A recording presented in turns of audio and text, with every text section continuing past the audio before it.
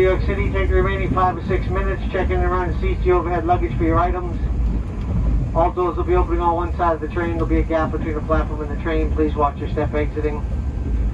For those passengers traveling through New York City to intermediate station stops into Washington, D.C., a little bit of information. A new train crew will be boarding here in New York City. During the ticket collection process, they'll be inspecting and collecting each and every ticket on board. Please have your tickets all ready for inspection. And our cafe car will reopen upon departure of New York City. On behalf of the crew, thank you for traveling Amtrak to Solo Service 2153. We apologize for the delay this morning.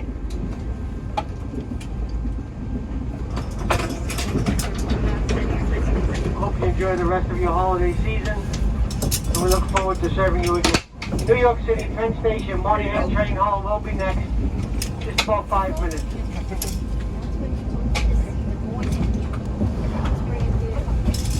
I had it against this.